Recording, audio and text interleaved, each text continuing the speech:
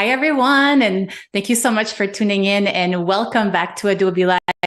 I'm Izzy and I'll be your host for today. Say hello to my friend Lilla Lorand Peachee, brand and packaging designer from Hungary, but is currently in Wilmington, North Carolina. How are you today, Lila? Are you ready to do this again? Yes, I'm so ready to join you guys again. Yesterday, we designed some panel stylescape, which was so fun. We geeked out so much about brand strategy, and we had such a good time.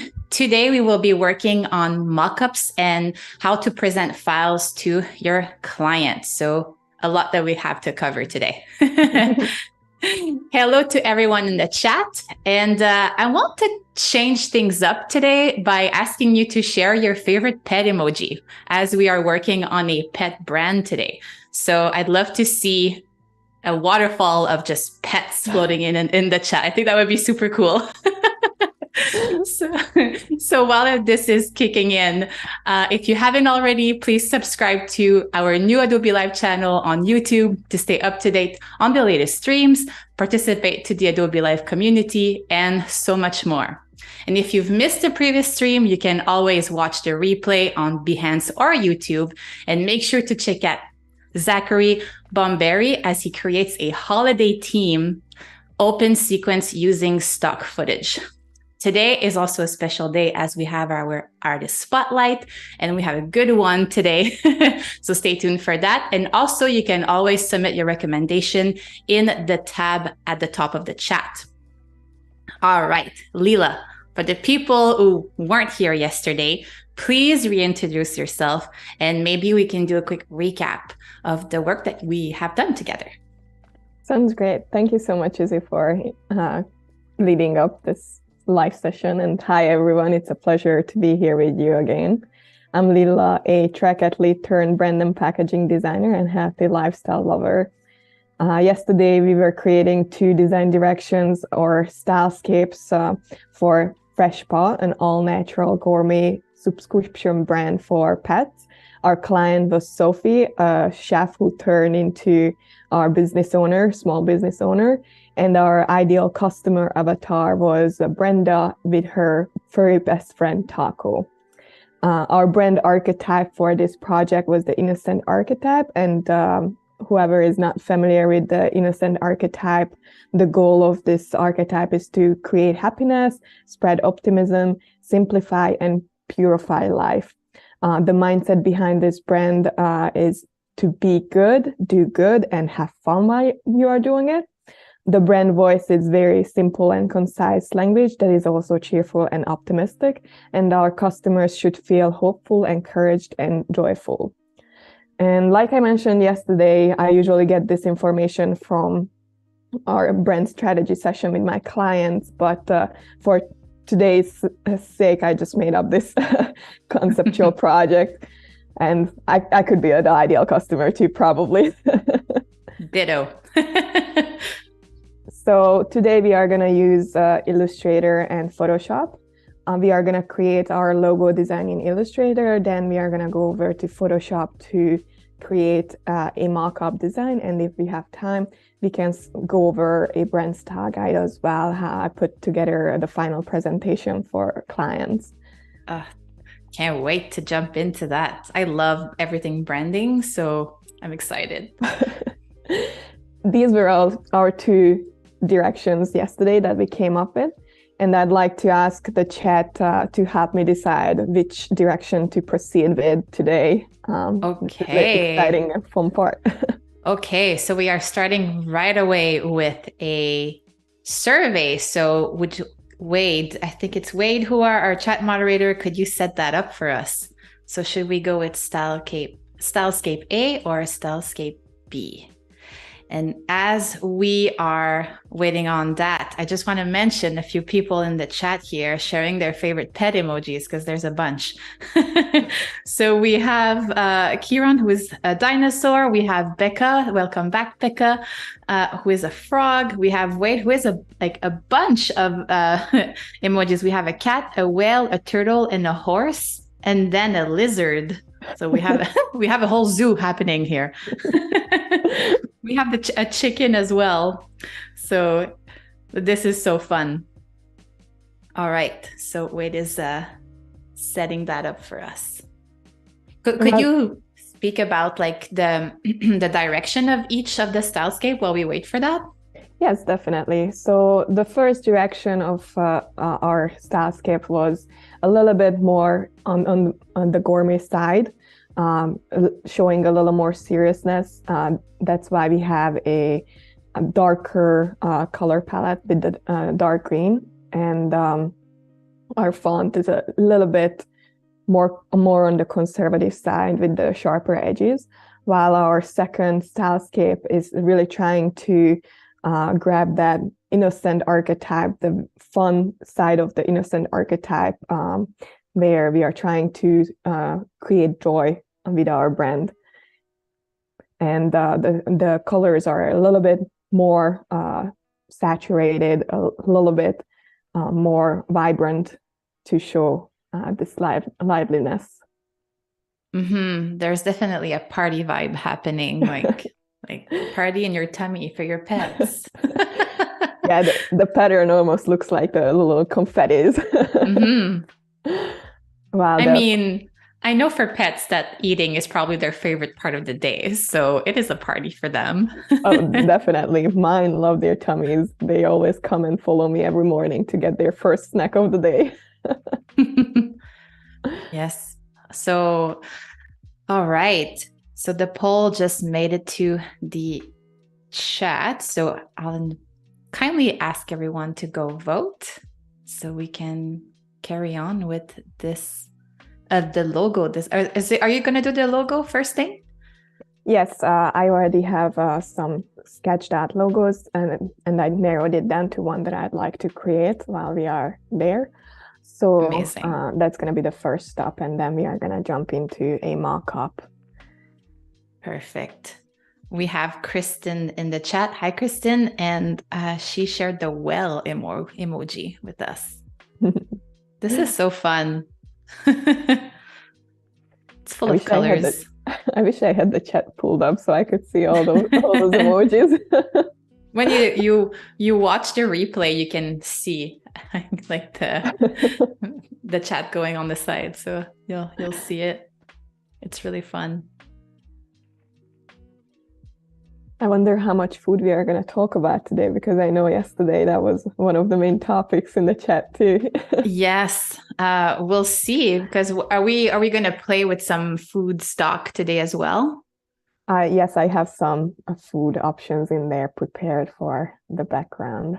Then definitely we will probably talk about food.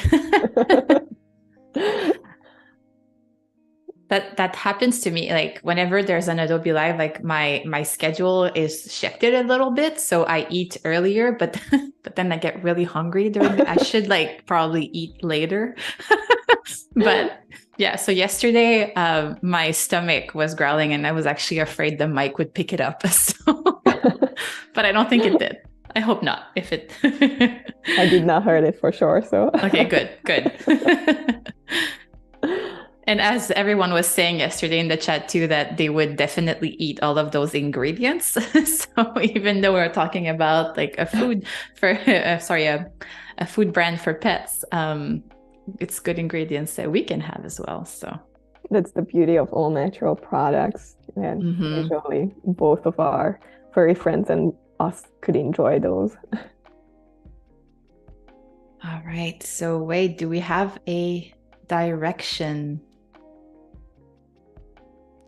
Oh, Becca has a really good comment here. She's saying, Izzy, yesterday you mentioned that A might be hard to transition to other products like toys, and you can add new patterns in the future of the brand guidelines. That is true. You can definitely do that if you decide to widen the brand offering for other stuff. I mean, let's ask the designer. If we pick A, would you add more patterns if you offer more products? Yeah, probably. If we would go into a direction where we would start adding toys, definitely the illustration style would stay the same. Probably keep the little dots to create the consistency within the product lines and just add some toy illustrations instead of the fruit and veggies. So we have a tie.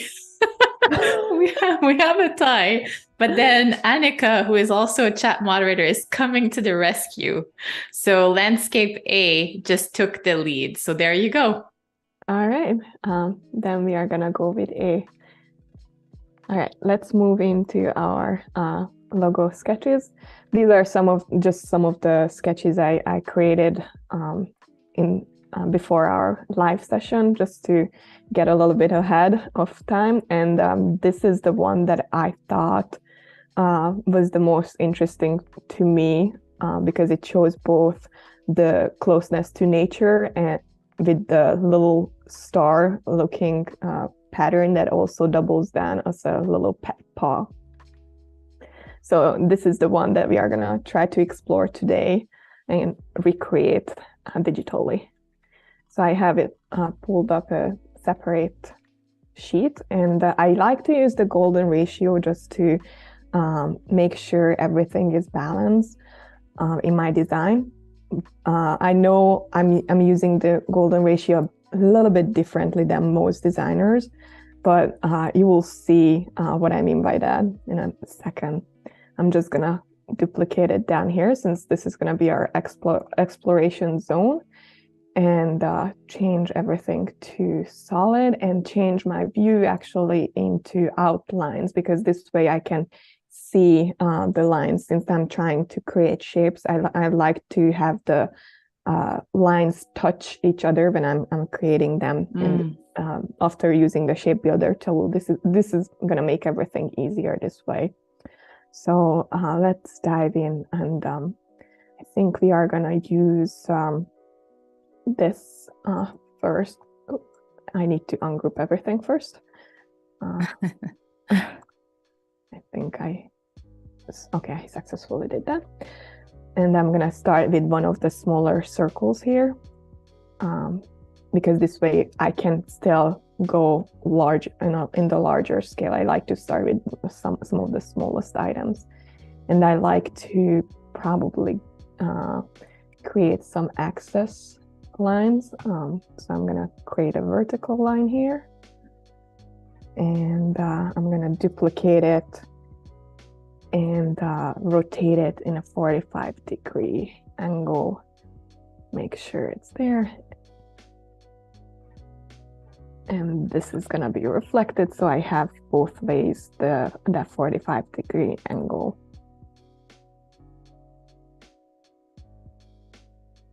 And I think this would be a good measurement for our little outline, because it's going to be more like an outline logo. So I like to use, like I said, the golden ratio a little bit differently than most designers. And I'm going to actually put this measurement on top, and I'm going to duplicate our circle and increase the size to match the width of this square. And I'm gonna go ahead and duplicate this, since this is gonna be the entire outline for our logo, the width of it. And just make sure that we are staying on that 45-degree axis. I'm gonna slowly pull it down so the inner circles actually touch.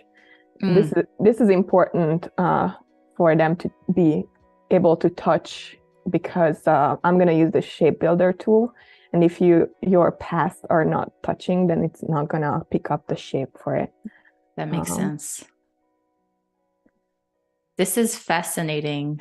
It's like a mathematical way of building a logo, which you have a math background, right? Exactly. This is where it really comes in. I need to have some of these rules and ratios set for my own sanity, I think.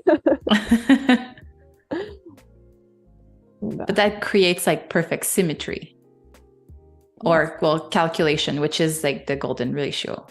Yes, exactly. Can you spot like logos that aren't created with the golden ratio right away because your eye is trained now? Honestly, no. I just use it because I think overall it just gives a more balanced look to our design. But I couldn't really pick up since I mentioned that, I use this a tiny bit differently than most designers to create logos.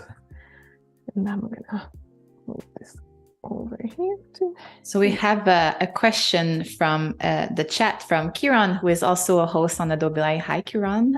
Lilla, what's your design background? Self-taught, education, or a bit of both? Sorry if you mentioned it yesterday. I missed it, but I'll make sure to rewatch day one. No problem. Yes, I actually went to college for graphic design and received a degree in graphic design. After school, I started as a junior designer, then later became a senior designer at the company I worked for. But everything that I'm doing today is really more on the self-taught side. Because in school you only learn the basics of graphic design, and after graduation, it's on really you which direction you want to go in. I really enjoy doing branding and brand identities. That's why I ended up picking that direction and just dive more into how to present ideas to clients to get less pushback, how to create more balanced logos. So yes. So Lilla and I actually know each other from before this stream, and Lilla is so organized and put together. Everything she does is done so well, and that's something we also talked about yesterday with your case studies on Behance. Like, if you haven't seen them yet, have a look. They are so well done, so well captured. You understand the full process. So if you're trying to get clients with case studies, Lilla is the example to follow. Thank you. All right. We are getting close to almost finishing our shape here, our main shape. We have a lot of repeat people from yesterday, actually, watching. So we have Caroline, who is back. Hi, Caroline. It's good to see you here. We have Kaz, who's back today as well. Hi, Kaz. And Becca, which we mentioned too earlier. It's good to see everyone again. Yeah, I think Becca was the one who came up with one of our lines in the Stylescape direction yesterday, wasn't she? Becca, yes, and we definitely put her on the spot. Will we need some copy taglines today as well? Maybe on the packaging, we could have the audience help of what items or what language to really put on. There you go. Chat, you know what to do. Get ready. Let's see if this can fit one more time. Perfect. Oh my gosh. I would love to, after this, I would love to take this and put it like all different colors and then print it and put it on my wall. This could be such a good, abstract, geometrical print as well. And I'm gonna rotate that and match with. Oh, it was Wade. It was Wade, actually. Sorry, Wade. Sorry that came about up that. with, yeah. That is true. We had a lot of help yesterday with copy. Yes, and I love that because as we talked about it, that's one of my weaker suits here. Yes. English being second language. Yeah, ditto.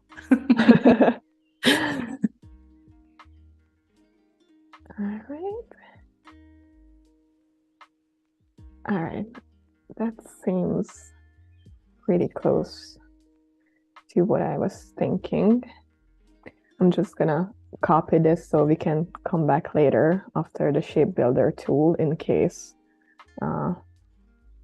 we don't have everything lined up like we wanted to. And I really like using the shape builder tool. It makes work so much quicker. Just look at this. I only have to click the paths that I want to connect, and it's gonna create the magic for me.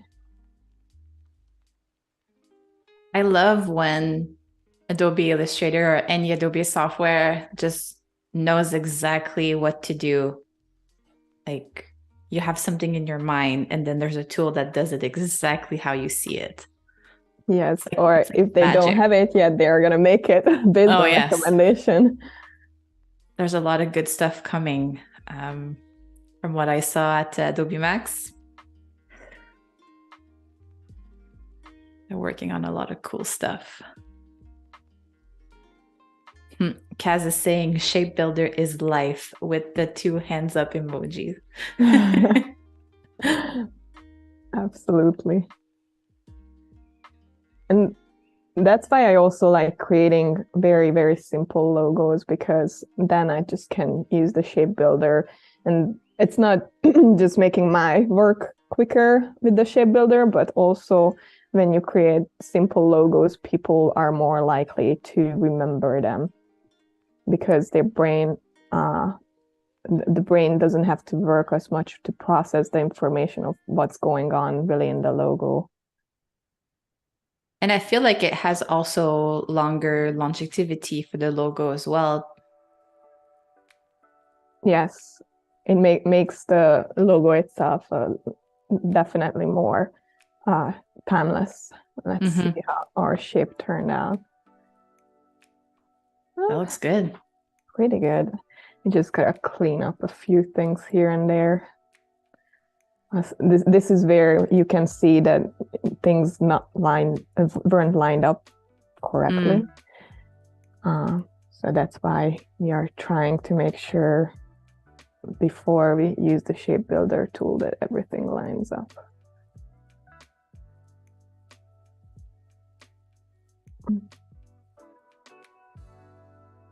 Delete these. Yeah, clean it up.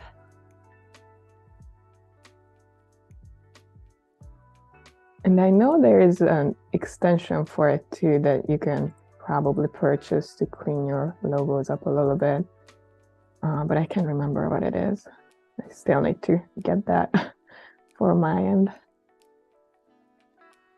Yeah, RB is saying you're missing a corner on the right. I saw that too. That like kind of rounded, and then there's a corner on the right. Not for the middle, but really on the right side of the logo. If you unzoom, you'll see it. See? Like on like the let me right. click on up here. No, like on the kind of flower itself. If you look at the bottom right corner. Oh, I see. Good call. And this is exactly why I keep the original one before I start using the shape builder. Thank you so much for catching that.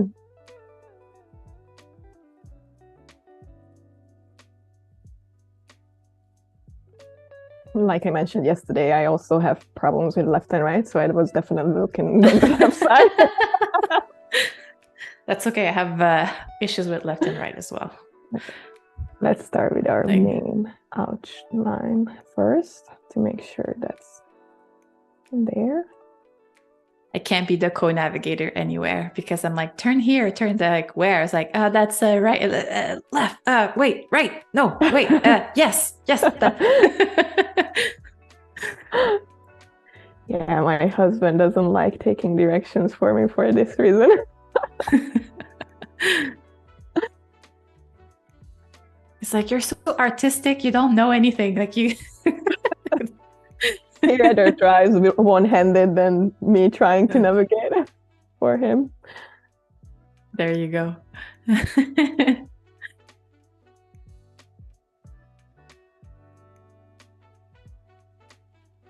That's good though, because you still had that shape. That's efficient, like working too. Yeah, I ran into this problem a few times while I was creating logos before, where I lost the shape. Then I had to go back and just hit Command Z until I got it back. So instead of doing that, I realized it's a lot easier just to just keep duplicating. On that, actually, RB here has a really great tip. When working with Shape Builder, connect the outer parts first, then go back to inner, no mistakes. That's definitely a good tip. Oops, I accidentally went a little bit. Oh, Kaz knows about the extension. It's called Astute Graphics that cleans the anchors. Oh yeah, I need to get that for sure. I've heard about it, but I haven't gotten it.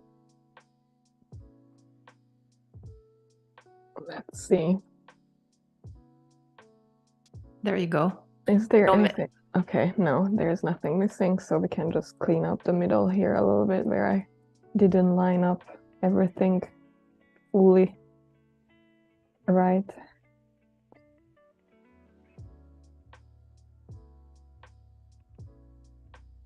So right now you're just using the pen tool. Yes, just taking out the unnecessary anchor points. This is what the extension would definitely help with.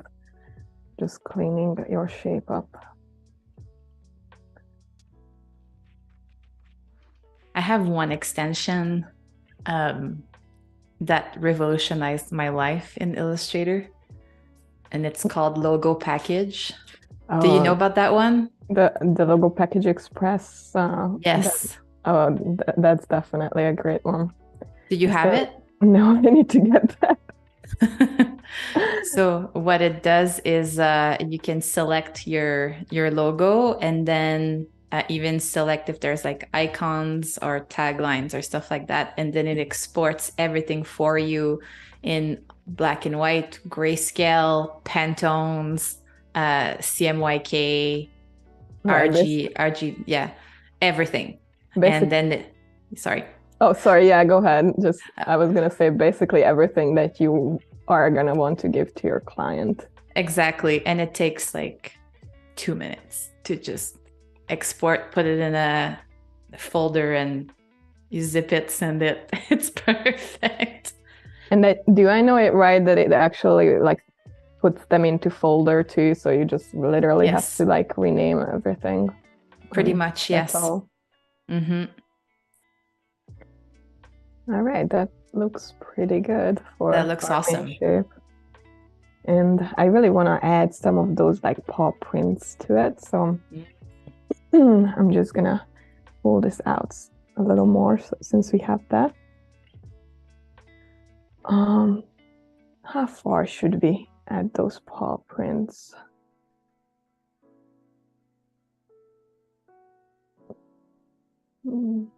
Also, whenever you have a chance, hit save. Oh, yep.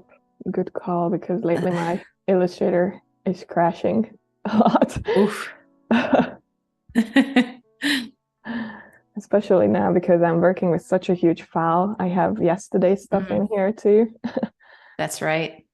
And you're on video as well, which is like your machine is working hard. Right. I think that's about a good distance for the little circles, because I want to add an outline or like a circle around this and have that as the distance between our main shape and the little paw print circles. What do you think? I mean, I think we should definitely try it. And if it doesn't work, then you just make it a little bigger. Let's see. I'm not as mathematical like you when I design. I'm very much about, I'll do mistakes and see what sticks. I'm very artsy.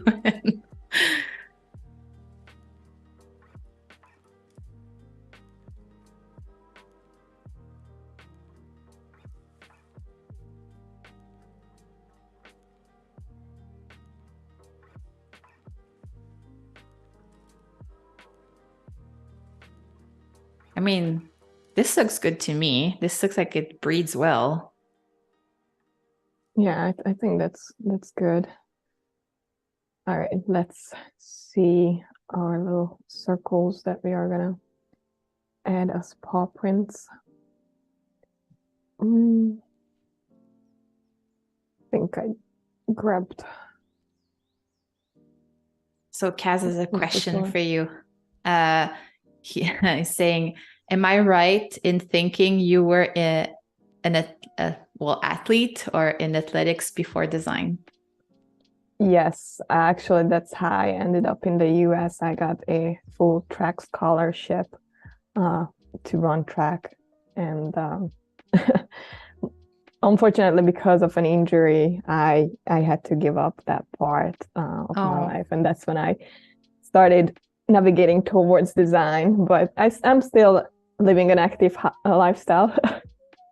And you also tailor your business to wellness brands, which is kind of... Exactly. Yeah. It gives a common topic to talk about.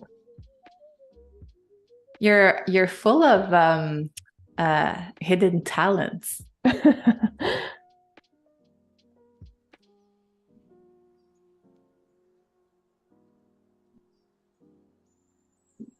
Kaz is saying, that's so awesome. Indeed it is. Thank you.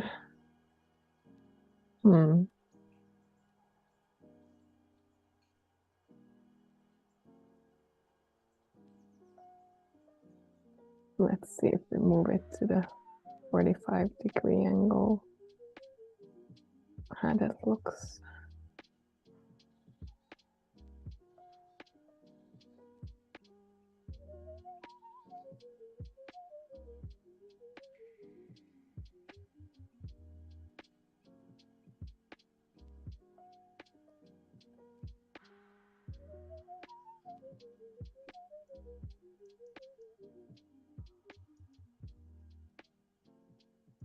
I should probably add the other two between. Oops.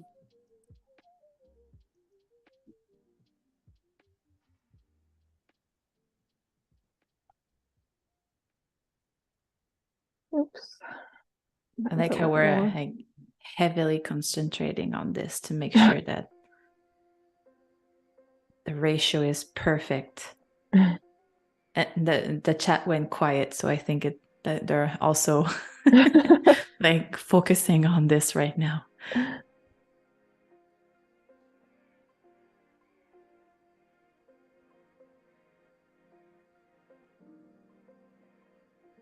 All right, let's see how that looks if we move it over to our finished shape, main shape.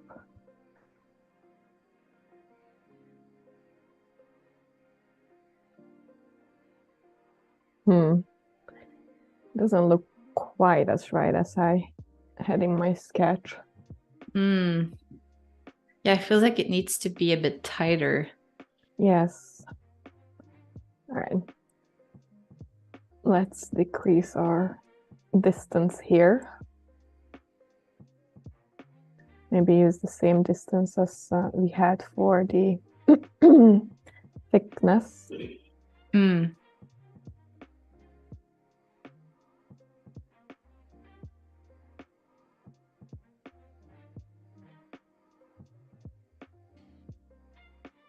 So if you just joined in, Lila is using the golden ratio, but differently than most designers, to calculate where she puts like her elements in the logo. And this is absolutely fascinating.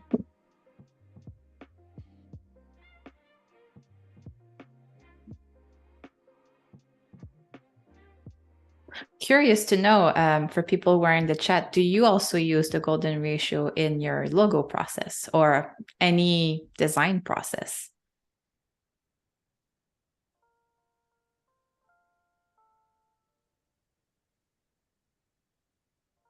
I know some people actually don't like using the golden ratio because it limits them some other options. it definitely can be limiting here and there, so I don't always use it. But geometric shapes most definitely. That looks a little bit better, but still not quite. Can you go back to your sketch? Yes, let me change back to preview. And I think it was this artboard. This is what I was trying to do, have the circles around like that. So it feels like instead of hugging the circle you have around, it should be hugging that top kind of bubble or round. Yeah, maybe let's try that. Focusing more on the top part of it. And then we have RB saying, find the center of the object and then rotate the elements from that center. It will be matte, like correct. So, and still maintain golden ratio.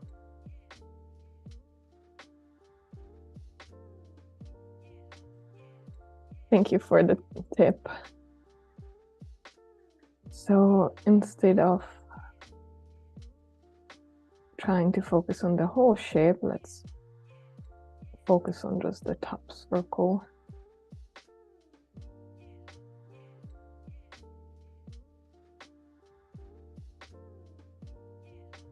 See, this is part of the process, everyone. You have to, sometimes it makes sense in your head, but then you have to test it to see if it works. Yeah.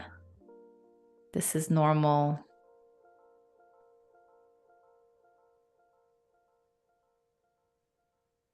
Also, we have Sean who just joined us.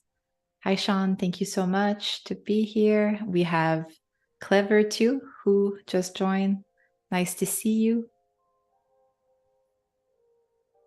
And then Kaz was saying, I use the golden ratio number to work out type size between headings and body copy, etc. sometimes. And then Wade is saying, I'll use principles of the golden ratio as a guide until it doesn't work for me. So you know, like an actual guide with the reverse face emoji. That's it. It's like what you were saying before as well. Sometimes it's limiting for some people. What if we add another one in the middle and just try to move these a little bit back? I'm just eyeballing this distance. Normally I would try to go for the equal distance, but I'm trying to speed up a little bit too here, not to spend too much time. So we should give a big shout out right now to Sean, who did his 200 stream today. So congratulations, Sean. This is insane. Wow. That is a lot of streams. Yeah, that is for sure. It looks better, definitely. Yeah, I think that works. You think so? Or should we just get rid of it and just go with the main shape? That's another option too. That is another option. I mean, I personally like clean logos, so I would not use the top, but I do see what you're trying to do with the paw, and it's also called fresh paws. So maybe we keep it. All right, let's keep it then. Now that we are done with that part, we can switch back to our preview. And this is why I like to use the shape builder, because it creates this perfect shape afterwards. I'm just gonna group these and move them up to our artboard. Amazing. Also, if it gets in the way of your creation, you can also always remove the top circles. Right. I think I like it without the circles, though. It's a little bit simpler. Well, I mean, by all means, this is your design. Let's just get rid of them, I think. Happy we tried it to know that it wasn't working. Right. There you go. Again, part of the process. And our font was Postino, I think. So let's type in our brand name.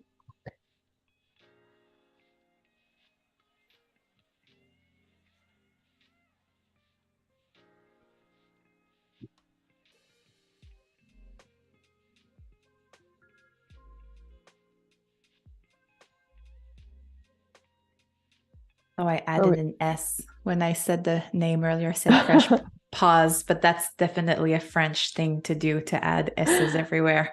I'm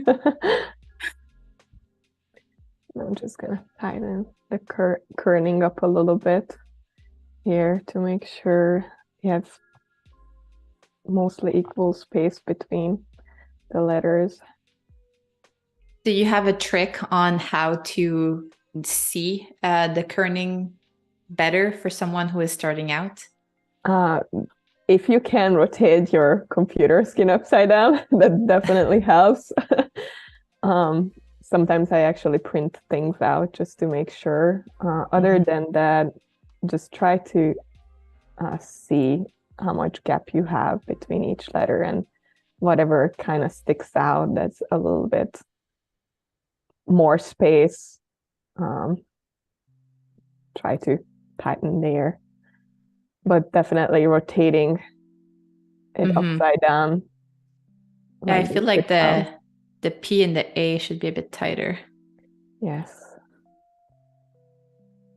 Oh, there we go. Wade is saying head tilt works every time. And Kaz is saying it looks great. Thank you, Kaz. I also heard someone once saying that you can also imagine that you had like an air balloon, and that same air balloon should fit equally the space, like fit and mold between each letter. So always having that in mind to look at kerning. That is pretty cool way to do it, for sure. I never heard of that. All right, let's try to add our icon in there.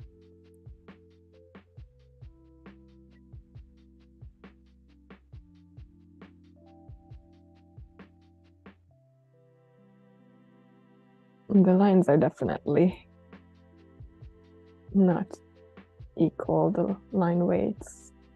So I'm gonna try to scale it up a little bit and maybe move the paw part underneath.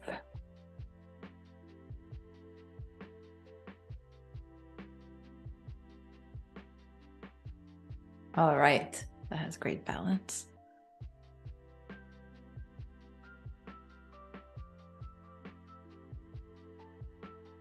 So can you believe we're already almost 45 minutes into the stream? Oh, wow. I know it goes by so quickly. Definitely.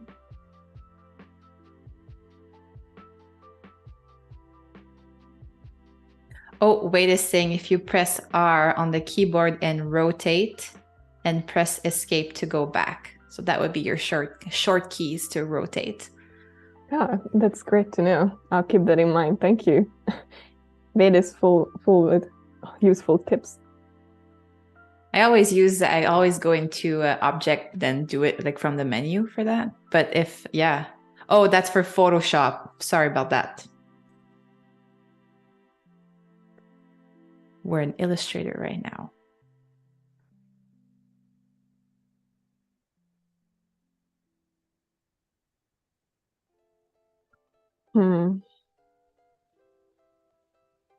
What do you think? Should I increase this a little more? I would say you could maybe try adding a bit of like line weight to it.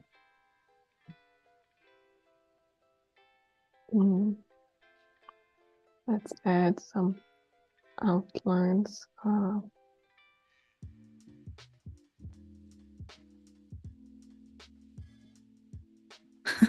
RB is saying there's no such thing to rotate an artboard in Illustrator. No, but you can rotate your design easily.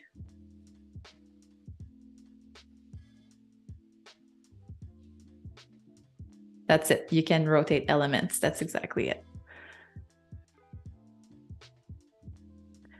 That looks better, I think. I think so too. I'm happy with that. Thank you for the suggestion. Yeah, no problem. I'll just make sure to create an outline stroke so it actually creates our object there. Do you want to keep that outline like all the time, or do you want it to be one object? Because I can give you my trick of what I do in that instance if you want. Yeah, I'd love to hear your trick. So I would go when it's still in the outline. So maybe go back, like, or just do Control or Command Z. So I go to Object, and maybe this is like not the right way of doing it. That's how I do it. Then I go to Expand Appearance, and then I go to Object again, and then Expand. So then that's it. Your line becomes like a fill, right? So okay. Do you uncheck the stroke or not? No, I just keep okay. And then I go to the Pathfinder. Oh, Pathfinder tool. Yeah, and then I just make it one. And then that's a great way. That's one shape. Thank you. That was actually something that I definitely did not know. I'm learning something every day. Yesterday, I learned how to create patterns in Photoshop. I actually used that for today. I already loaded. Oh, nice. There you go. It's like a give and take. We're learning new stuff every day. It's hard to know everything as designers. There's so much that you can do. There's multiple ways of getting there too. Exactly. All right. That would be our main logo, I think. I'm happy with that. Let's work on the secondary logo as well.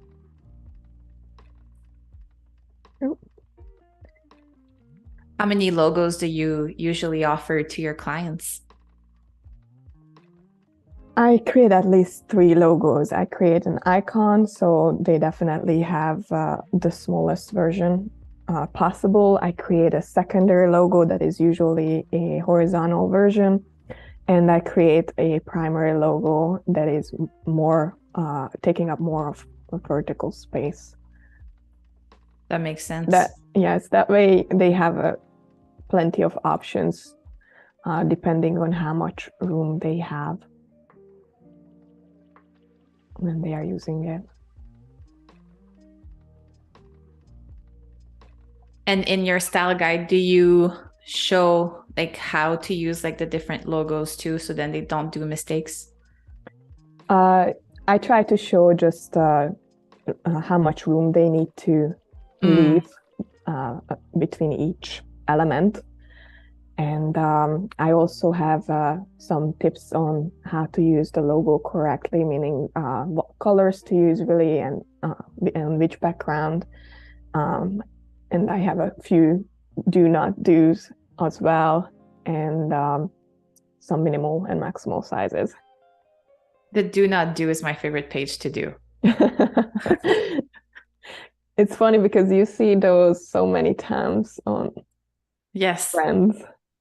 So that's why I try to make sure that it's there. Exactly. I on my do not do this. I have a picture, a stock photo of flames, like fire flames. And I put the logo on top, and then I always offer like a video tutorial with my my style guides, so then they can watch it if they are stuck or if there's a new employee or something like that working for the company.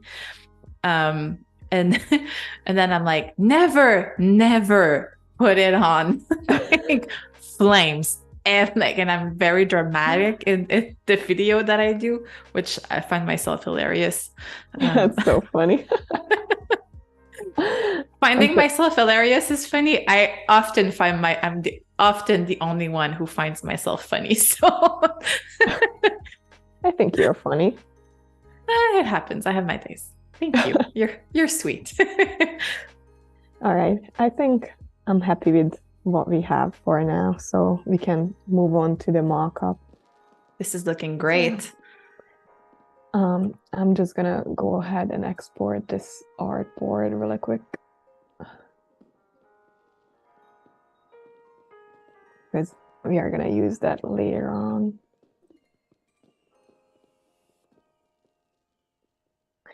And oh, I gotta look at which artboard it was actually. 9. I don't want to export everything. Nope.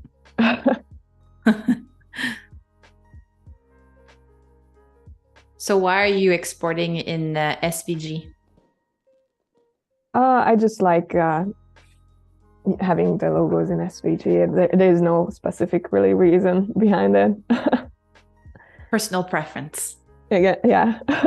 I usually give every format to my clients, but just for this project, I thought it's fine for using SVG. And okay, we have a couple of mock-ups. I thought this would be a fun to create almost like a little soup for your pets. What do you think? Yes, I mean, I love mockups. I have a hard drive just for mockups that has like, I think over 35 gigs of mockups. So yes, let's dive into mockups. This is my favorite. Let's start with our cups here. And see what we have. I want to add actually the pattern to the bigger part of it with the main brand colors, I think.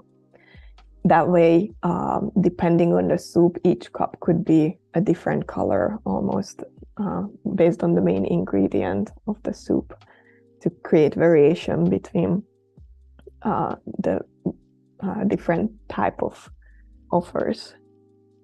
So, and we went with the first direction, is that correct? Yes, that's it. Stylescape A. All right, so the gourmet. Let's add our pattern in first. And this is what I learned yesterday on the live show. Yay!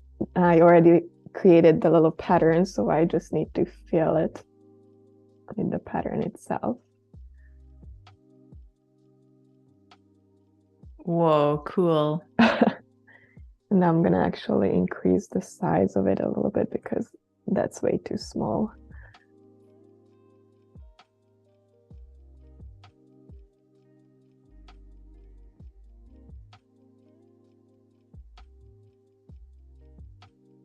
Also, from yesterday, we learned that Lilla, sorry, I'm so sorry. Okay. I knew this was going to happen, and then it happened. That Lilla properly names all of her layers. So I know that Kiran, who is watching right now, is very happy to hear that. You're not the only one who's OCD about it. Definitely. I like to keep an order.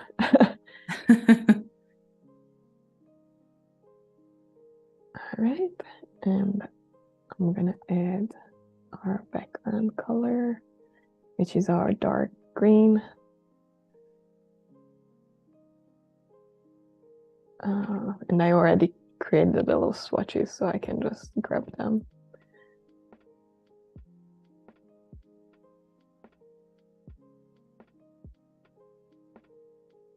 Let's see how the ratio is on the soup cup itself. Oh, that's good. That looks good. And I think I'm just going to add a little badge with our description. And it's cute. There's like that little rounded sticker too that you could easily add the icon on. Exactly. That's what I was thinking. Yes.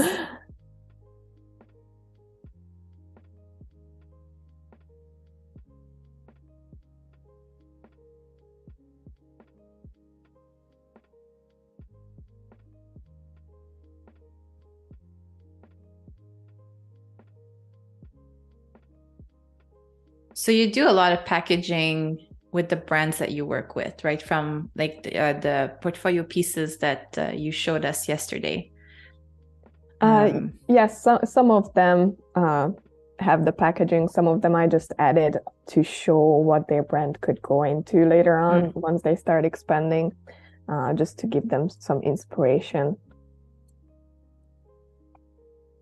That is always a good idea, and also a creative way to maybe have work later on, recurring work with that client. Exactly.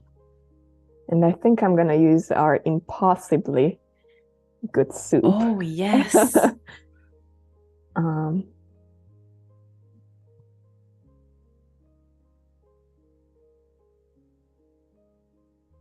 Sorry.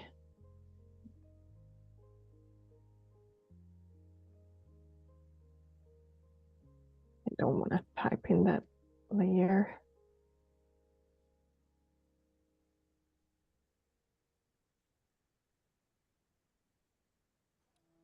Why is it not typing?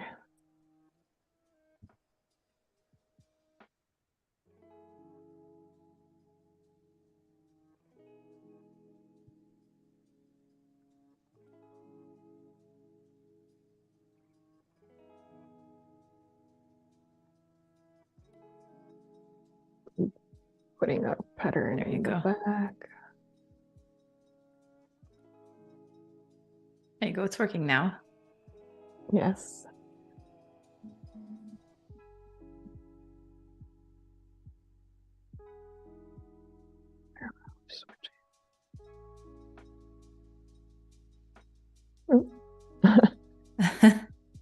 Wrong layer. Yeah. There you go. Yeah, that looks better.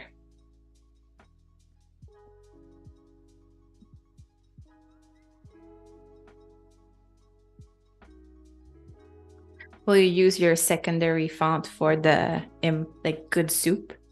Yes, that's what I was exactly planning on doing. To give a little visual interest to our composition here. Yes.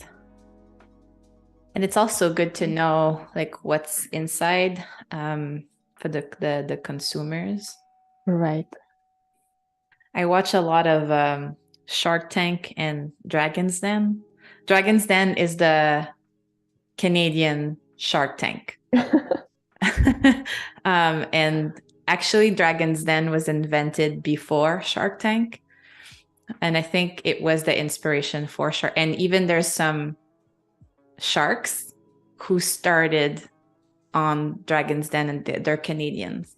Like Kevin O'Leary, who is Mr. Wonderful. I don't know if you watched the show, but yes. Yeah, so Kevin, he's Canadian and started on Dragon's Den. There's Robert as well. I forgot his last name, but also is Canadian, started on Dragon's Den. Anywho, I love to watch those shows because there's so much good business advice, and there's a lot on packaging and design that is hidden. And if you hear like what they're saying, it's like good tips to implement with your clients and stuff like that. So, oh, that looks so good. That's a little bit large. I think I'm going to scale it down a tad bit. Maybe some more padding in between too. In between what? In between impossibly and good soup. Well, as if you're scaling it down, then it will add more space in between.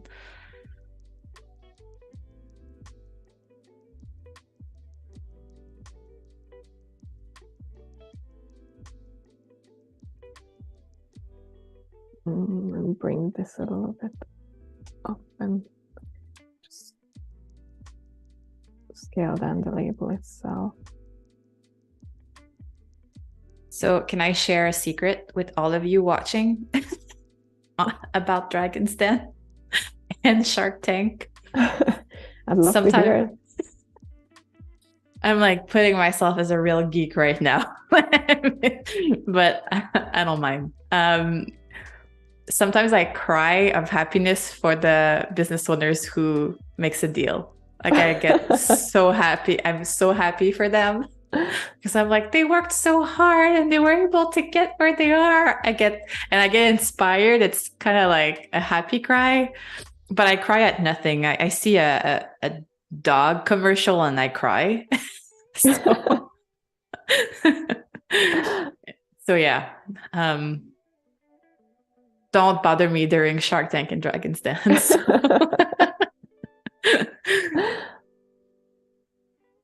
Wade is saying, we won't tell. Well, thank you, Wade.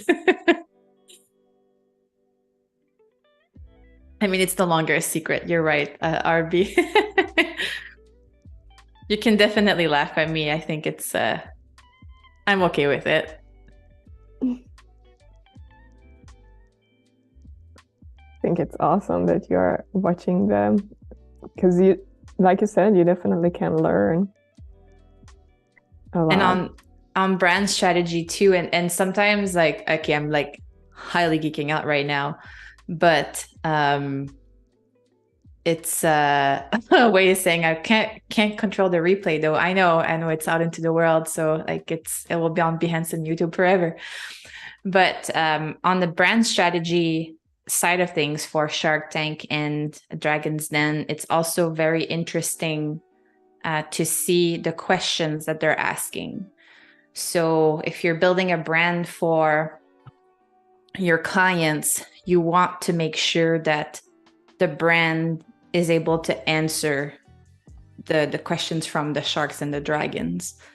And sometimes when I personally do my brand strategy, I try to do that. I'm like, okay, if Kevin was to ask this question, would my client be able to answer? But again, I'm saying this is very geeky. That's a good way to think about it, though. I think that makes it pop, and we could add our logo icon in there. I love that color. Thank you, me too.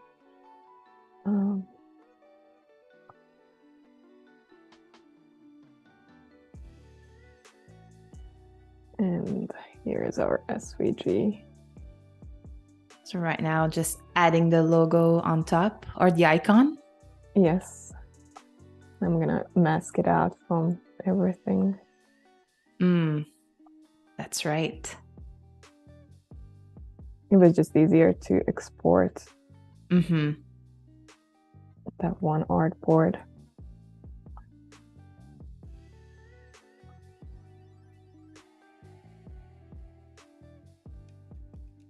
So color overlay to make sure that it matches the pattern. Exactly. And mask. And I think I'm gonna add our logo to the stickers or the little badge there too, just people know what brand we are talking about here. Good idea.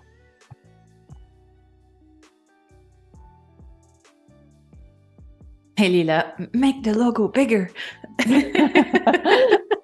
Right.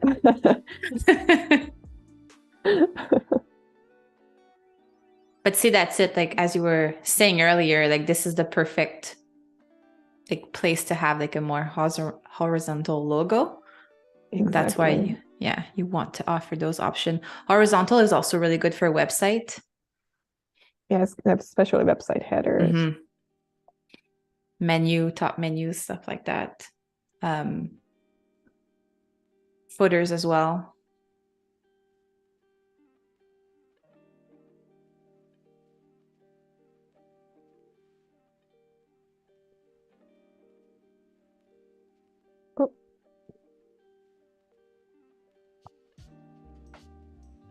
And I'm gonna do a color overlay here too. Except this time we are gonna grab the green.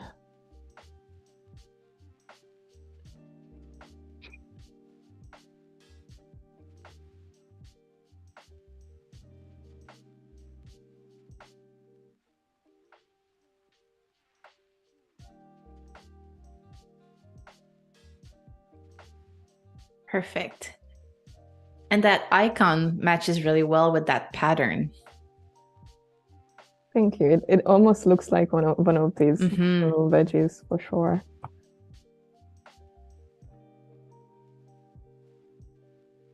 That looks about right. Yes, it pops. And like you know exactly what is inside and the brand, and loving that little pun there.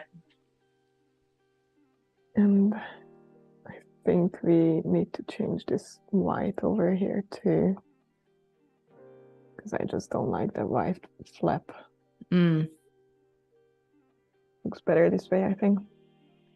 Could the flap be another color, like inside? Like there's another. Then it's not. I don't know. I feel like do we want to try it? Like the other primary color or the second one of the okay. Or even that kind of faded, like off-white. This one, like, right? Yeah. Yeah, that's our primary color, second primary color. Let's grab that. Let's see. I'm just gonna add the second one to see. I can toggle back and forth. So I think if you add a background color to your mockup, then it will like really pop. Yes, you're right. Yeah, I think I like that better. Thank you for the suggestion. Yeah, no problem. I like contrast stuff. I like a lot of contrast. That helps with ADA too. Mm-hmm. All right. Should we work on our cups too a little bit? Yes. Yes. And as we are just a little over an hour into this stream, if you are new to watching, welcome and thank you for being with us. We are here right now with Lilla Lorand Peachee, who is a brand and packaging designer. We are working on a brand for pets, for dogs. And we are working on some mockups right now, integrating patterns and logo that we just designed. And we're having a lot of fun. Also keeping in mind that we are designing for Brenda, who is the avatar, perfect client for this brand, which Lilla drafted the whole brand strategy for yesterday. So if you've missed that, make sure to watch the replay.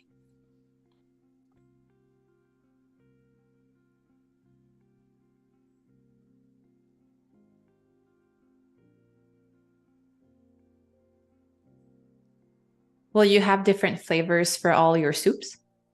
I think that would be fun. That way we can create a little variation and really have fun with some of our colors. Let's do a carrot and maybe a broccoli, or what kind of flavor should we have? I mean, I feel like your dog would love a carrot flavor. Oh yeah. She definitely would go nuts on that one. We absolutely love carrots. Carrots, and what else could be added to this? Yeah, you mentioned broccoli. I think that would be good. Berries would probably be good with carrots too. It's like juice almost. That's a good one, yeah. Let's see. The height is pretty good. Maybe scale it down so it's not taking too much over of our main sticker. Good idea.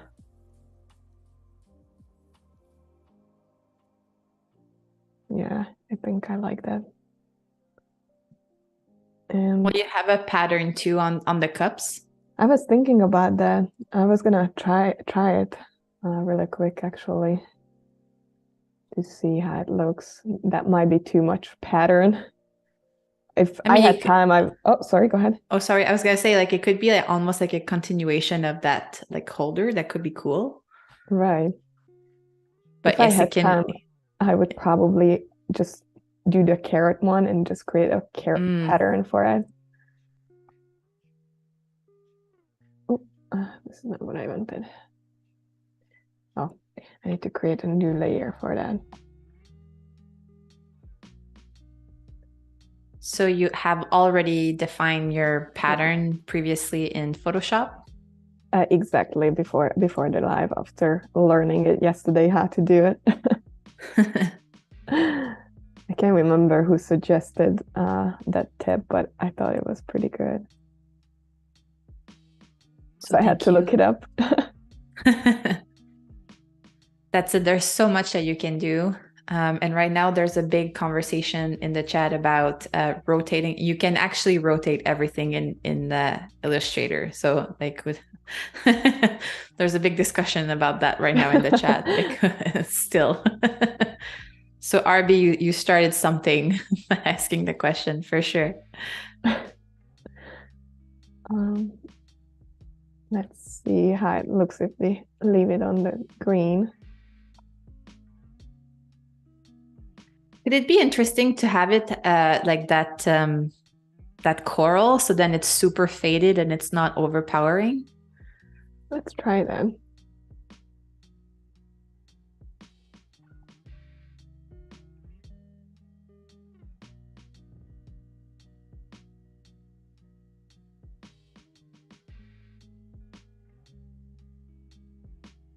Oh, yes, that's a good one. Yeah. I like that. And I think I'm gonna scale the pattern up a tad bit more, because after looking at everything, it seemed a little small. Yes, I think I like that. It's not overpowering, but it looks like it's continuing from the packaging. That's looking good. What do we think in the chat? How do we like this progression? Let us know. And also, if you see anything that you would want to add, just let me know. Yes. We also have our artist spotlight in 15 minutes.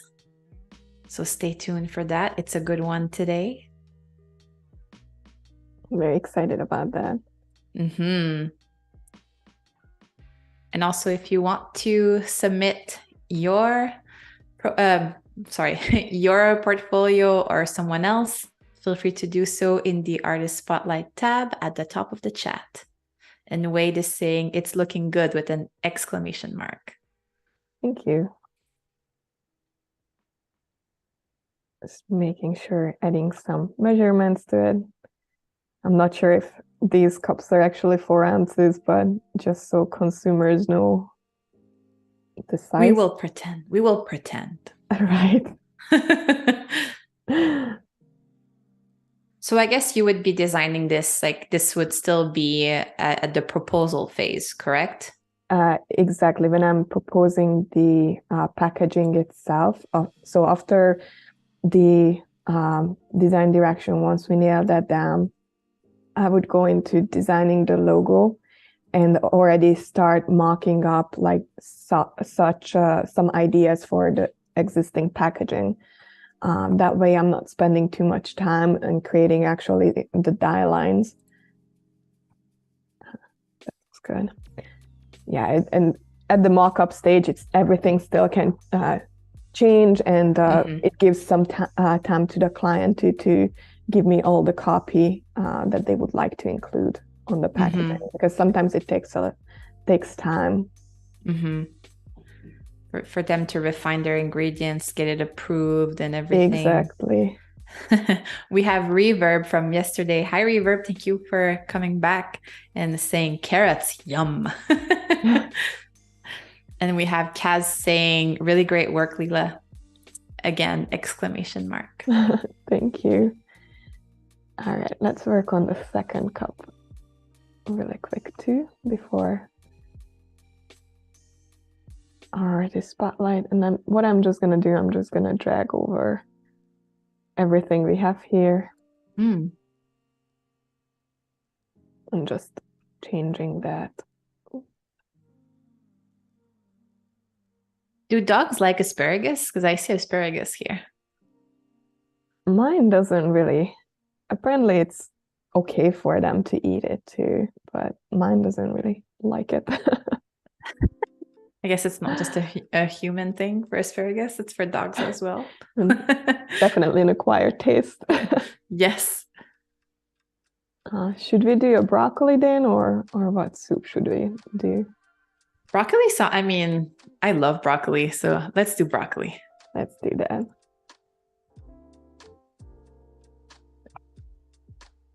Make sure this is center type as well.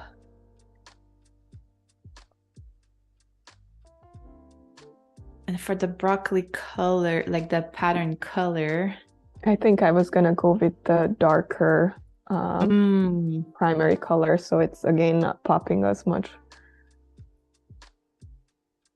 Because this time I chose the lighter green for background. Right. Just so it's a little bit different.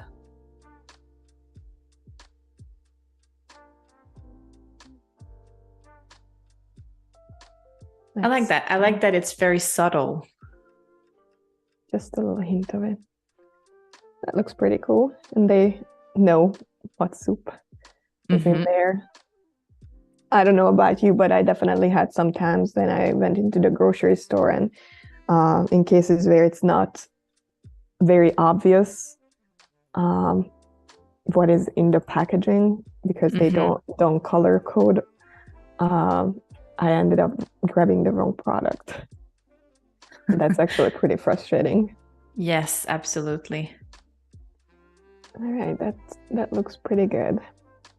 Let's work on our background a little bit before the artist spotlight. And then after the artist spotlight, I can just kind of walk through the brand style guide. Amazing. Let's see. We still have 15 minutes still for the artist spotlight, so. Oh, great. Floor color.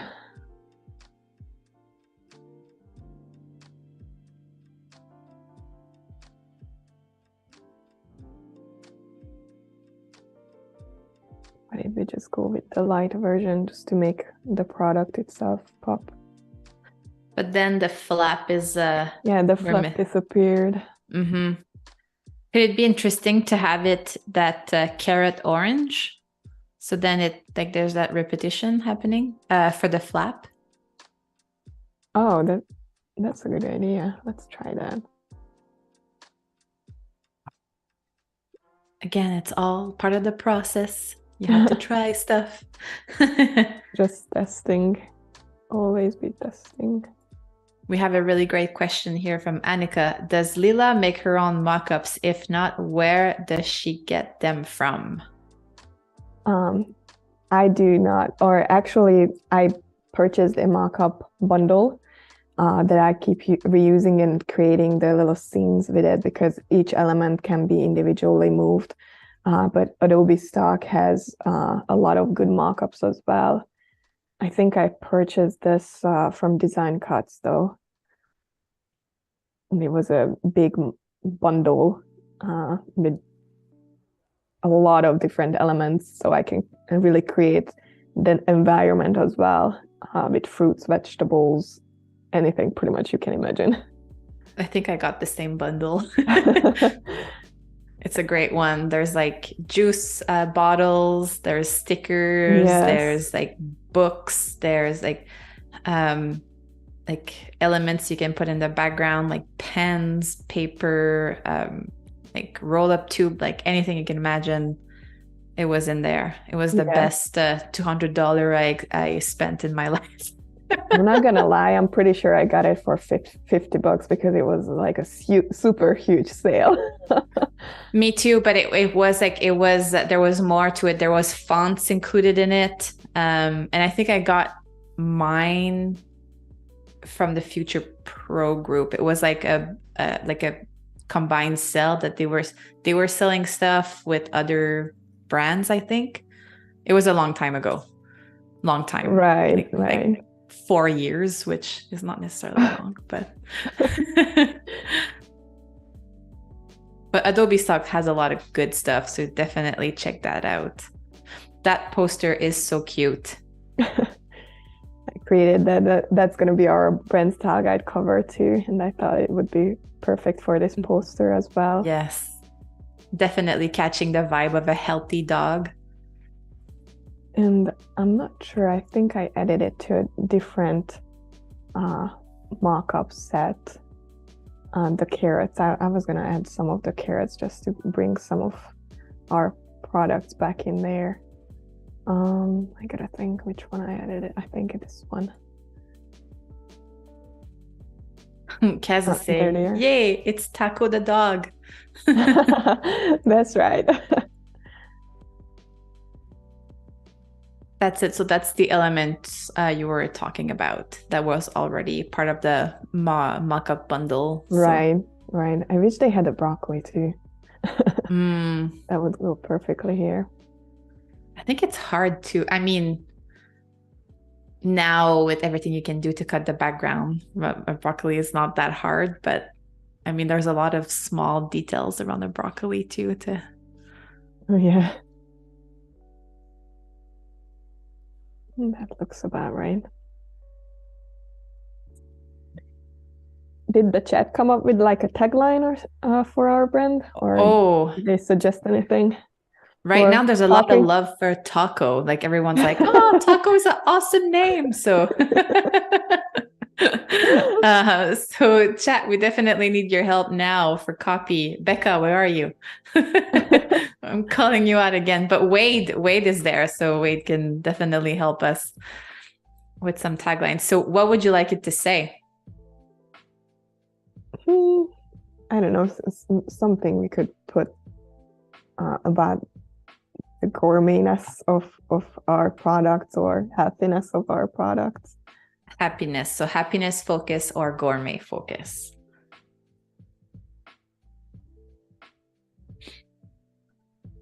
Yeah, you're also putting me on the spot, so it's hard. Oh, Wade is saying, uh-oh. Yes, indeed.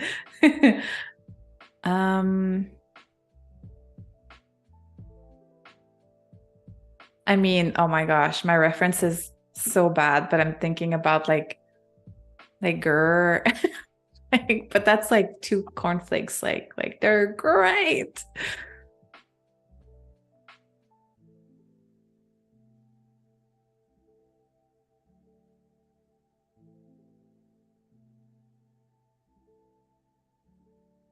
Let's just add a natural brand for every day.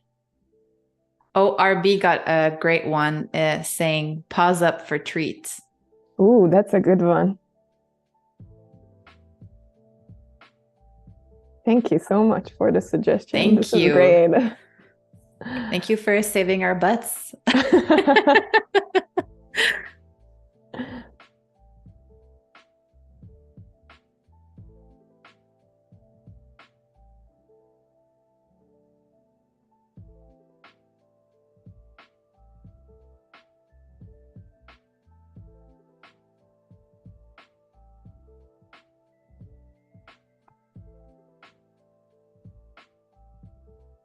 That is such a good line.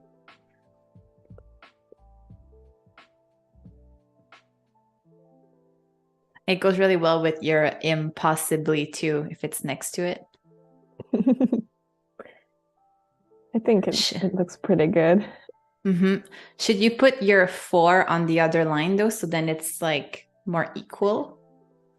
Yeah, that's probably right. They don't leave orphans. Yes, I'm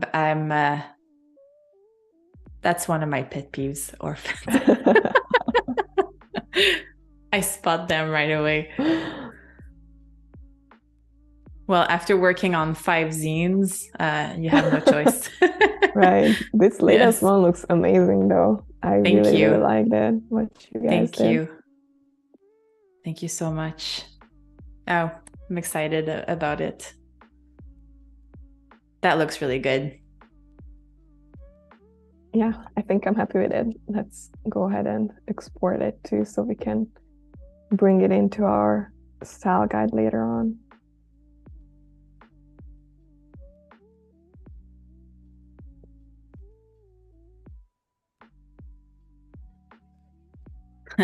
And Wade is saying, "Oh, on the spot, isn't it almost time for the artist spotlight?" Well, indeed. Is it time? Yeah, I mean, we can definitely like go if you are comfortable going. Yeah, that gives us a little break here, and then we can continue with the brand style guide afterwards. Perfect. All right. So I'm gonna take a sip too. so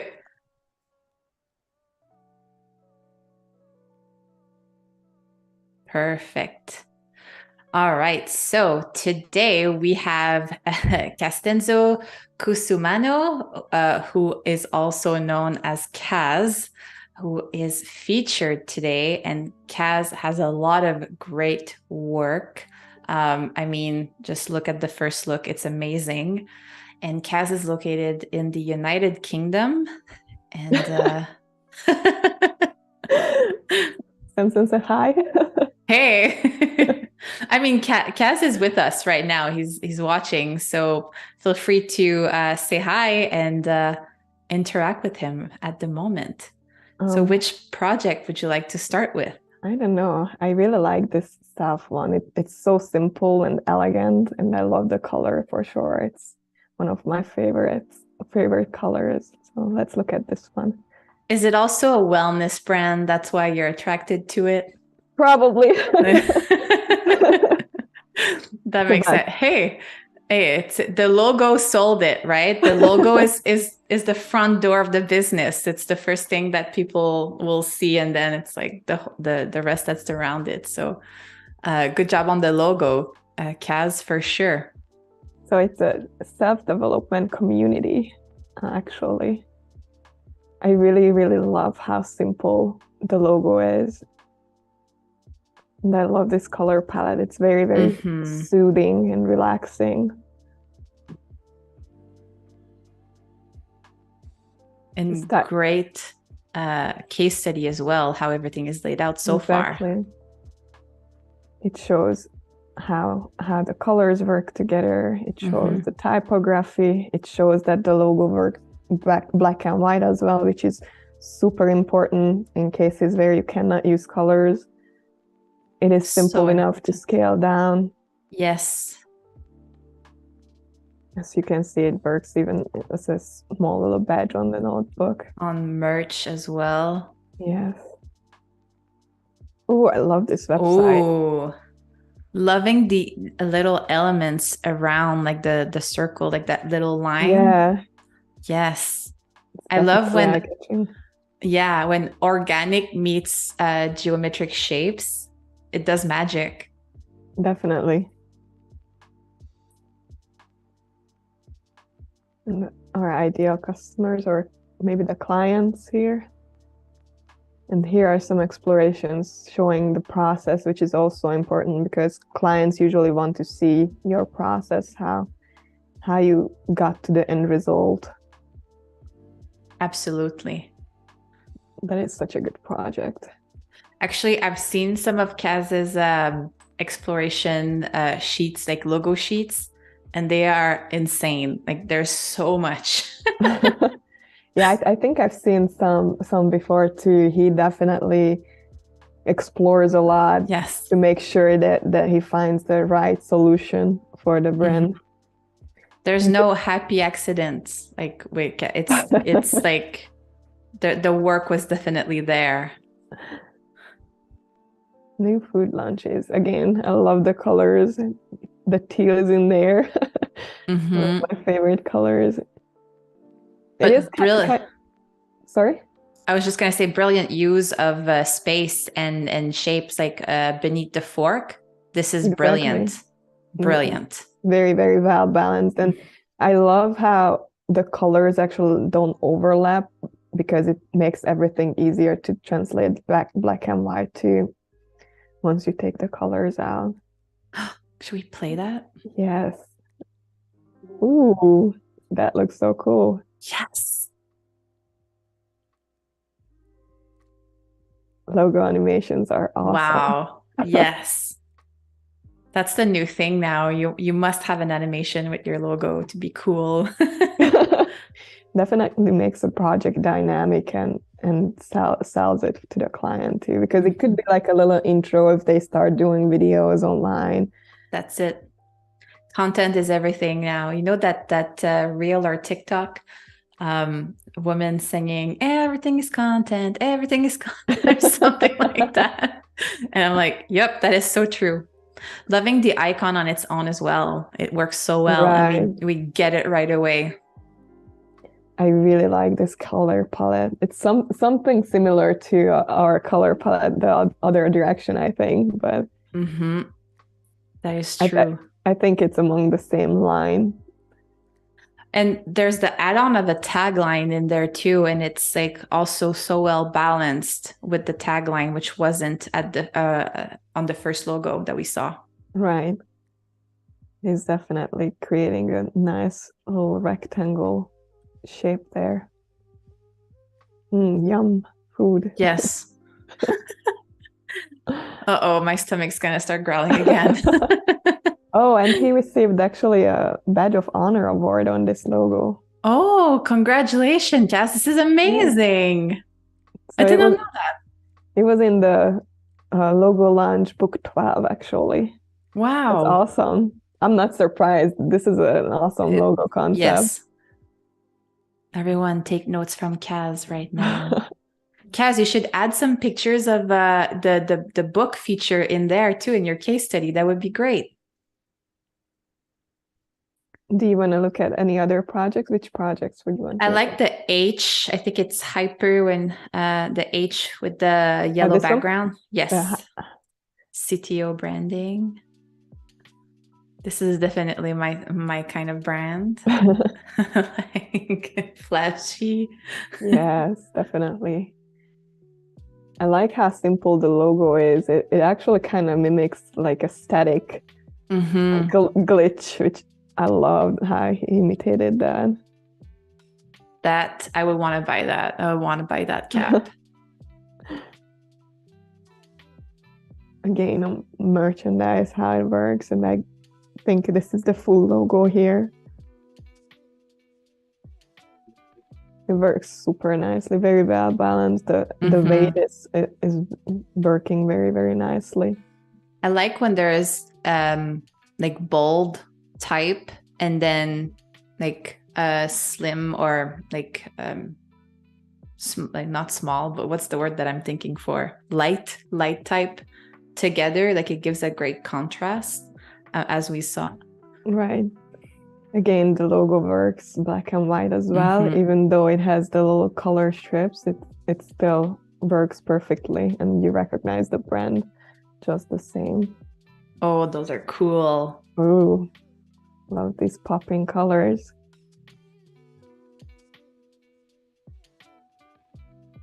Very, very nice. The inverted on the like on color. Oh, like that's cool. Yeah, like with the white. It shows very creative way to solve this problem. When you put it on the different background, you still can use the colors. Amazing. Oh, I like how the elements actually come back on the design too. That's fun for a website if you want to animate that too. There's so much that you can do. Oh, look at that artboard. Oh, look at the logo exploration. This is what we were talking about. Yes. That is insane, Kaz. It's not a happy accident. It's a well thought out concept. And here's some word mapping. I like how he uses the word mapping before he starts actually sketching to find the right look and feel for everything. That is a great idea. That's something I don't do anymore and I used to do, and I should probably bring it back into my process. Like I'm so used to doing brand strategy that I don't feel like I need to, but I would come up with faster solution if I did that. Right. So yeah. I don't use that either anymore. Since I have the verbs that I ask my clients to, or adjectives that I ask my clients to describe their brand, I usually use that instead of the word mapping. But this is a great way to really hatch out some ideas quickly. Very, very nice work. Do you want to do another one quickly? Yeah, let's do one more. Which one would you like? Do you want to pick this time again? I mean, that turtle looks really cool. I know, I love turtles. I love how the type just flows with the shape. And the texture too. Yes. Definitely very beachy. And you can see the texture even in the embroidery, which is really hard to do. I love the t-shirt. It again works black and white. Great way to also present the black and whiteness. Yes. I want that sweater. I know, me too. Can we make some, Kaz? Yes, please. You have 2 buyers right now. Very, very nice. The color palette too is like really on brand, like for what they want to do. Yeah. Very oceany colors. Mm-hmm. And I like that even though he picked 2 blues, they are still contrasting enough to show the difference clearly. And I love that the website URL is also included in that logo. It's just there. Oh, yeah. I didn't even notice that. I was so fascinated with the way the type flows. It fills up the space. Like that must have been I would love to see the logo exploration for that one, because I'm pretty sure that took a long time to get there as well. Oh, definitely. Kaz, let us know in the chat like how long it took you to get to that amazing logo. Yeah, Kaz is doing great here. I really, really like his work. Amazing. Well, please, everyone, go follow Kaz and get inspired. As you can see, there's a lot to look at, a lot to learn from. Definitely. All right. I'm going to invite you to do that right now, Lilla. You should hit follow right now. Oh, I'm not following him yet? Oh, that's right. There you go. Am I not following him? Shows how much time I spend on Behance, I guess. Because we are friends on other social media, or I follow him on other social media. That's the thing. I know you guys are friends, so that's why I did that little joke here. And Kaz is saying 2 days like to come up with the turtle logo. I mean, 2 days is still fast in my books. But how much hours? I'm curious. Was it like 2 full days? If it's 2 full days, then absolutely I can see that like happening. And Kaz is saying, thank you so much for the feature. So kind. And like lots of hands up emojis. His work is awesome. Mm-hmm. Kind of want to keep going. But we have a stylescape to do, so. Oh, actually the brand style guide. Should brand we style guide. jump in My there? bad. Yes, that's what I meant. I'm so sorry. Oh, and on that fine. note, I'll take another sip of coffee. So this is our brand style guide here. I already prepared some of the pages, and I like to include a table of content just to make sure everyone knows what's included in there. And this includes usually the logo design, the color scheme, the typography, some brand rules, some brand applications, the brand elements, and brand master files. The master file part is a very basic text just explaining the different file types and when to use them. So we start with the logo design, and I actually like to include the logo concept how we arrive to the actual logo, showing how we use, the golden ratio, which I did not do this time, and that would take me a little bit. So I'm just gonna add in our final lockup.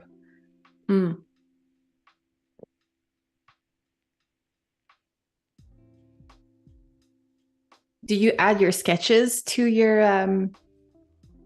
No, they don't need to really see that part unless they really want to.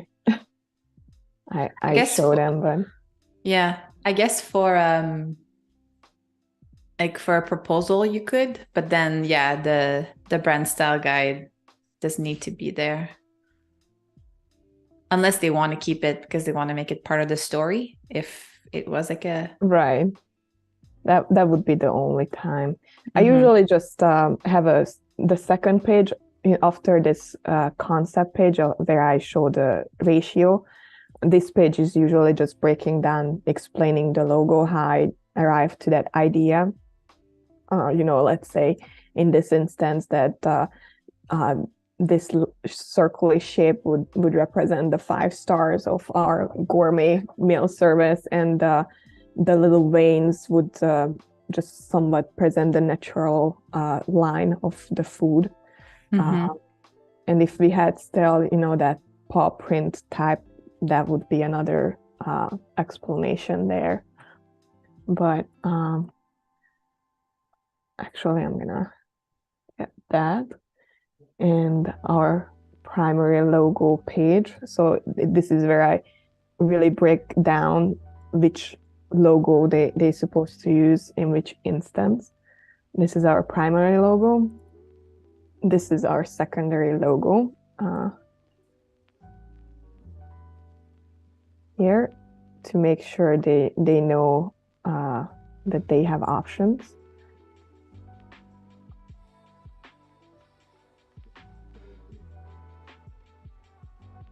And I usually include them on backgrounds as well.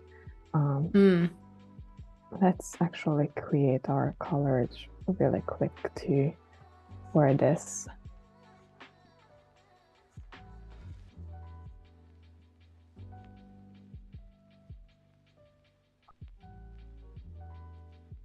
So we have all the colors as well available. That's it. I guess you want to give all the information that your client will ever need in their design need of the future. Exactly. And this also gives them inspiration on how to really use their brand. Just gonna zoom out a little bit so we can see the color palette. Do you always use the same template for your style guides? Yes, same template, just to speed up my process. And also I think this is really well explaining every single use of our logo. And yeah,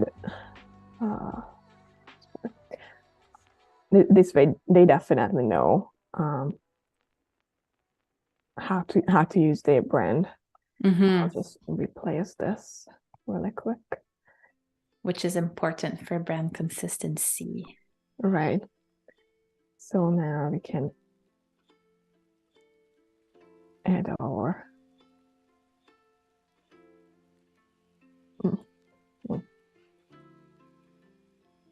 what's going on here? Oh. Do you want? Sometimes I copy just directly from Illustrator because it will still remain its vectorial properties from Illustrator to InDesign. Then you can change the colors easily. That might be just easier to do that. Just minimize this window. And we still have about 10 minutes before we wrap up and do a recap of yesterday and everything. So we have a bit of time. I think in that time we can move through really quick on this.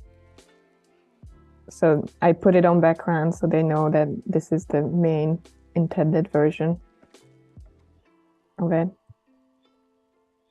That looks good. I love that little picture you have there.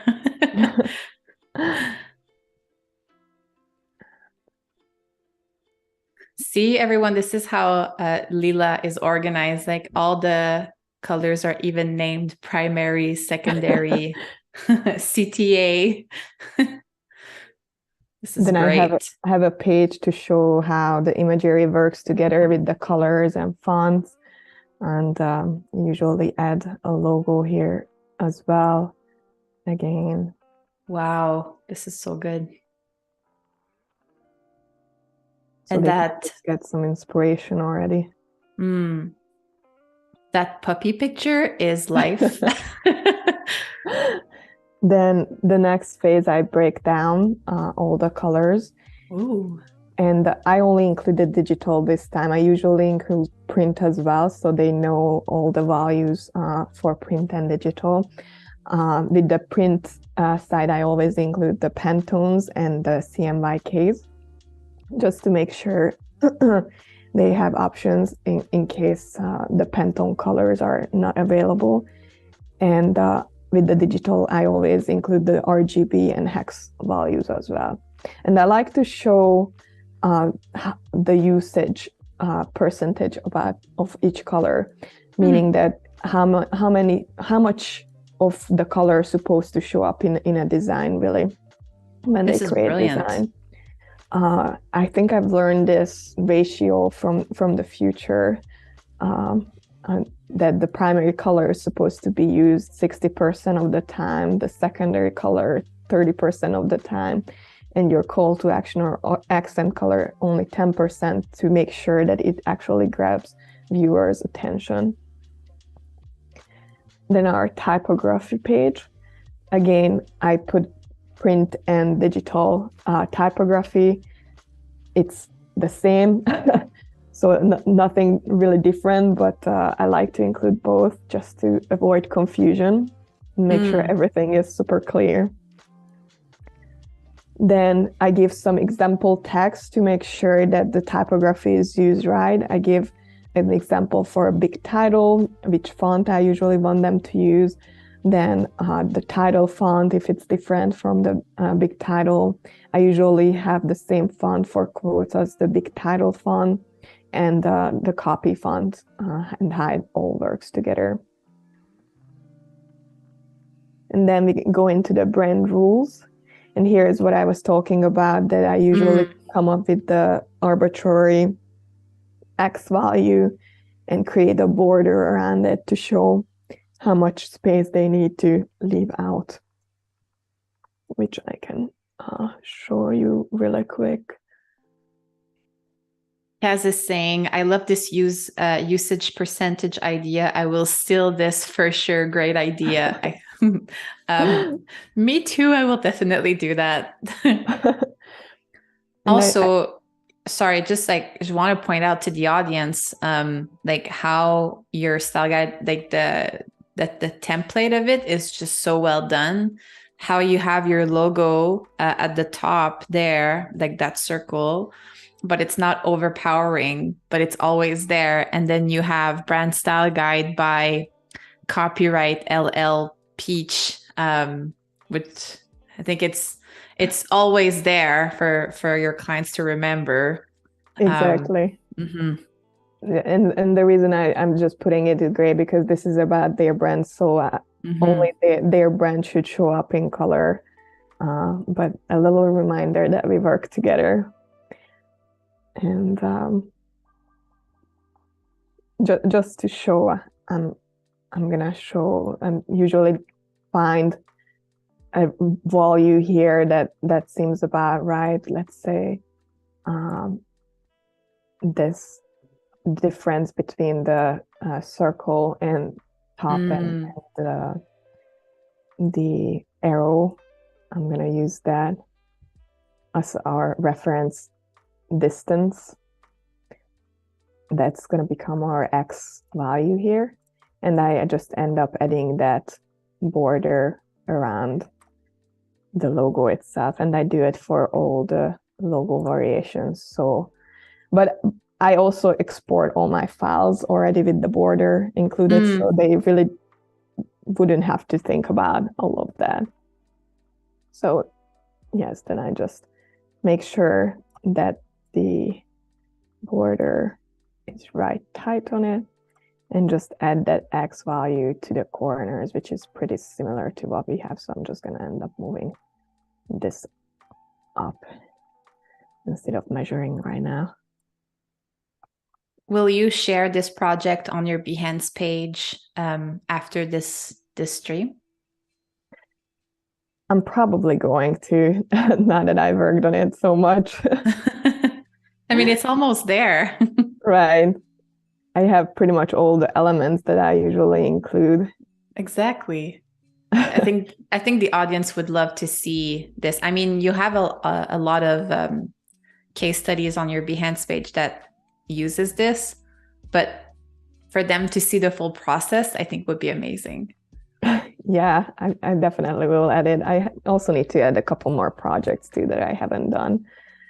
But yeah, after I have the protected area, I usually show them just minimal dimensions that I don't recommend going under, and show the logo scaled up and down in those dimensions. So as you're doing that, Kiran is saying, very cool to see your design process, Lilla. Bonus points for how organized you are too. Love it, with star emoji, like star eyes emojis. Thank you.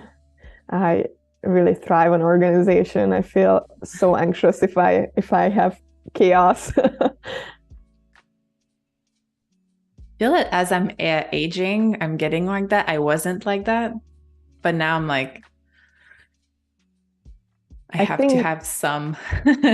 I think for me, because I was doing track and my life was very, very much had to be organized to make sure I'm on top of school and top of all the sports and everything, very much got into that mindset afterwards. I mean, and as a athlete, you're also very disciplined. So you have like organization comes with discipline. Yes. Actually, I need these in there as well now, because this is for the secondary logo. Mm.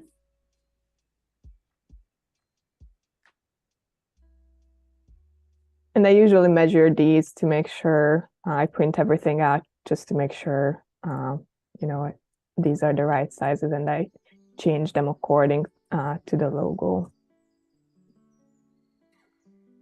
All right, so let's, we have a minute and then we should do a wrap up. All right, so I'm just gonna run through really quick the rest of the pages. But I usually have a lockup where the other logos should stand in case you are joining together with other complementary businesses. This way it is clear that the two businesses are separate.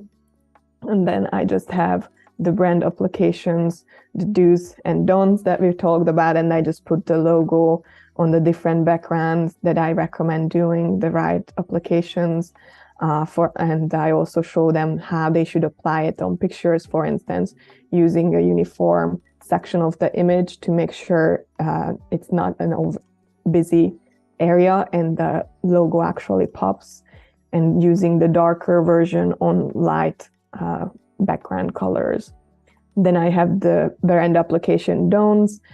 Some common don'ts are rotating the logo, adding some drop shadow to the logo, or placing it very, very close to other brand logos.